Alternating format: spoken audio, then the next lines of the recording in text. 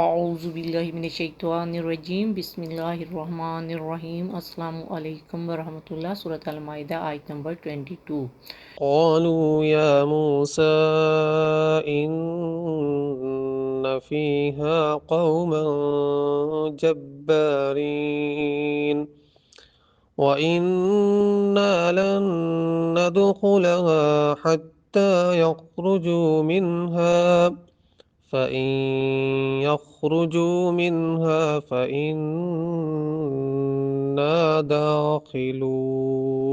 انہوں نے جواباً کہا، اے موسیٰ، اس میں تو زبردست ظالم لوگ رہتے ہیں اور ہم اس میں ہرگز داخل نہیں ہوں گے جہاں تک کہ وہ اس سرزمین سے نکل جائیں، پس اگر وہ جہاں سے نکل جائیں تو ہم ضرور داخل ہو جائیں گے۔ جب اللہ سبحانہ وتعالیٰ نے موسیٰ کو فرعون سے نجات دی تھی، صحرائے سینا میں آباد کیا تھا، وہاں من و سلویٰ، سائے، چشمے دیے۔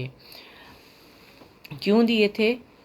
ان سے شریعت موسمی کا نفاذ کروانا تھا۔ ان کو اللہ تعالیٰ نے حکم دیا تھا کہ اب تم قتال کرو، جہاد کرو اور فلسطین کو فتح کرو۔ اللہ تعالیٰ نے ساتھ وعدہ بھی کیا تھا فتح کا۔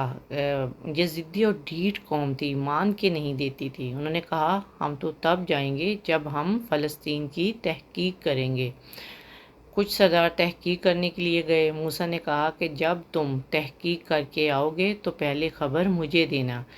لیکن ڈھیٹ اور ضدی قوم کے سردار جب وہاں کے حالات معلوم کر کے واپس آئے تو انہوں نے ڈنڈورا پیٹ دیا اور سب کو بتا دیا کہ وہ بہت اونچے، لمبے، طاقتور ہیں، تو تم ان کے مقابلے میں ٹڈے لگتے ہو۔ ساری قوم نے نہ اللہ اور اس کے رسول کی اطاعت کی اور نہ خدا پر توکل کیا اور جہاد کا انکار کر دیا۔ 40 سال کے لیے اللہ تعالیٰ نے فلسطین کی زمین ان کے لیے حرام کر دی تھی۔ ایک نسل پوری ہلاک ہوئی تھی اور پھر دوسری نسل نکلی تھی۔ اس کا تذکرہ جالوت اور طالوت میں پیچھے ہو چکا ہے۔ فلسطین میں جو قوم آباد تھی اس کا نام عمالقہ بتایا جاتا ہے۔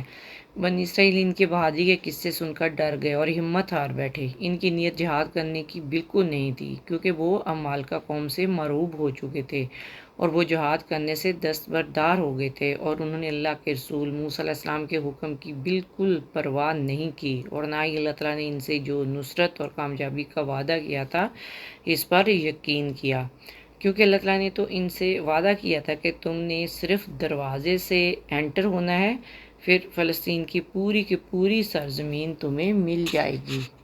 تو ان لوگوں نے نہ صرف وہاں جانے سے انکار کر دیا بلکہ کہا کہ پہلے اس عمالقہ قوم کو وہاں سے نکالو، پھر ہم وہاں داخل ہوں گے۔ اللہ سبحانہ وتعالیٰ مسلمانوں کو بنی اسرائیل کی غلطیوں اور کوتاہیوں سے سبق حاصل کرنے اور اللہ اور اس کے رسولوں کے نقش قدم پر چلنے کی توفیق عطا فرمائے۔ آمین یا رب العالمین۔ السلام علیکم ورحمۃ اللہ وبرکاتہ۔